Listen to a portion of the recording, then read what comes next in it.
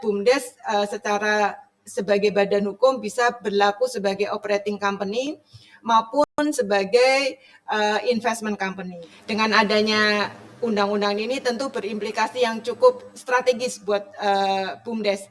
Yang pertama dari sisi badan hukumnya, kita lihat bahwa sekarang BUMDes sudah masuk di dalam entitas badan usaha berbadan hukum, termasuk diantaranya adalah koperasi, yayasan, PT, kemudian juga lebih mendapatkan kepercayaan publik dalam berbagai kerjasama yang berdampak pada hukum.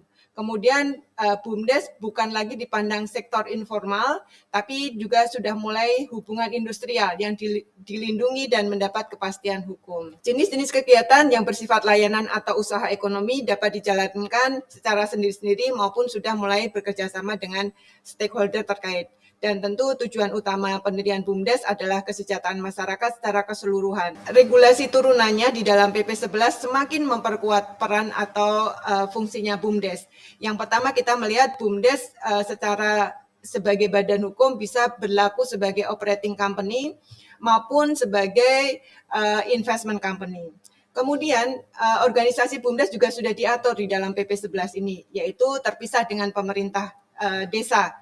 Dan modal dan aset BUMDes juga sudah diberi penjelasan bagaimana modal desa berupa barang selain tanah dan bangunan bisa dipindah tangankan menjadi aset BUMDes, sedangkan tanah dan bangunan bisa diambil manfaat ekonominya dengan melakukan kerjasama antar BUMDes dan desa. Di PP nomor 5 tahun 2021 adalah terkait dengan perizinan berusaha berbasis risiko. Di sini BUMDes bisa sebagai pengelola sumber daya air. Kemudian di PP 19 terkait dengan penyelenggaraan pengadaan tanah, ini BUMDes sebagai pihak yang bisa menguasai kepemilikan objek bangunan.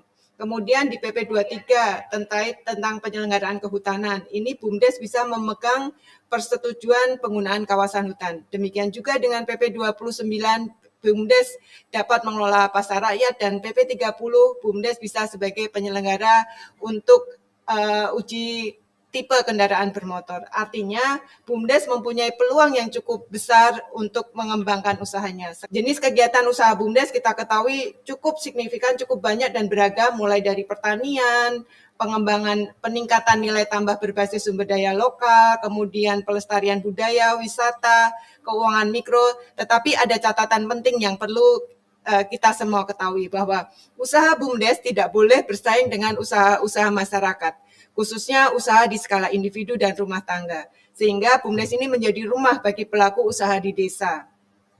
Kemudian BUMDes juga diupayakan bisa memacu pertumbuhan usaha ekonomi dan di desa, sehingga harapan kita semua tentu setelah BUMDes mempunyai sebagai entitas berbadan hukum, kemudian tentu dampaknya adalah kemudahan dalam penguatan modal, mempunyai akses ke bank lebih mudah, akses ke stakeholder yang kerjasama lebih berkembang. Dengan semua peluang ini, BUMDes bisa meningkatkan performanya, mulai dari peningkatan usaha, bisa mendiversifikasi usaha, penguatan pasar, dan peningkatan pendapatannya.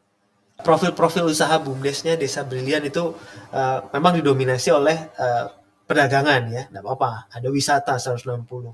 Jasa keuangan ya, mungkin yang masih ada simpan pinjam, nggak apa-apa juga. Ada 218 BUMDes gitu ya. Di pangan dan air bersih ada 83, pengolahan sampah ada 94, itu luar biasa. Dengan membangun satu kawasan pedesaan, dari sisi skala ekonomi tentu akan lebih meningkat. Kemudian dari sisi bargaining, seandainya misalnya potensinya padi antar desa-desa berkumpul, dia akan punya nilai bargaining yang lebih tinggi kepada penjual, sehingga desa itu adalah salah satu promotornya atau sumbernya itu adalah musyawarah desa.